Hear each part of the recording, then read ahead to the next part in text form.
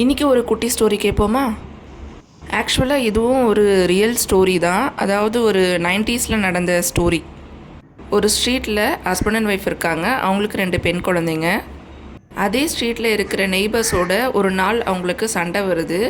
அப்போ அந்த ஒய்ஃபை அந்த பக்கத்து வீட்டுக்காரங்க ஏதோ சொல்லி திட்டிடுறாங்க. அதில் ஹஸ்பண்ட் கோவப்பட்டு கொஞ்சம் ஹார்ஷாக கத்திடுறாரு. அப்போ லைட்டாக அவருக்கு மைல்டு ஹார்ட் அட்டாக் மாதிரி வருது.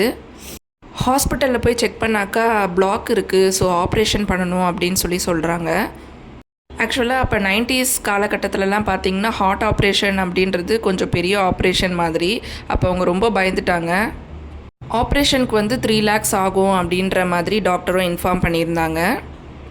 என்ன தான் அவர் ஒரு கவர்மெண்ட் சர்வெண்ட்டாக ஒர்க் பண்ணியிருந்தாலும் அவங்க 1 lakh கூட முழுசாக அப்போ பார்த்தது கிடையாது. அப்போ 3 lakhன்றது அவங்களுக்கு ஒரு பெரிய அமௌண்ட்டாக இருந்தது. அவர் ஒரு கவர்மெண்ட் சர்வெண்ட் அப்படின்றதுனால கவர்மெண்ட்லேருந்து அவருக்கு 1 lakh போல் கொடுத்துருந்தாங்க ஹாஸ்பிட்டல் செலவுக்காக. மீதி 2 lakh யாருமே ஹெல்ப் பண்ணல.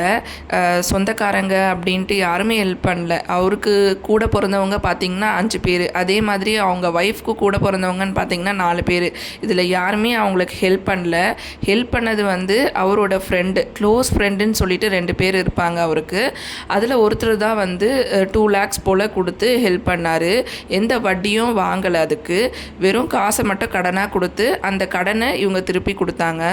இந்த ஸ்டோரி கொஞ்சம் லென்த்தாக போகிறதுனால நெக்ஸ்ட் மினி விலாகில் கண்டினியூ பண்ணுறேன்.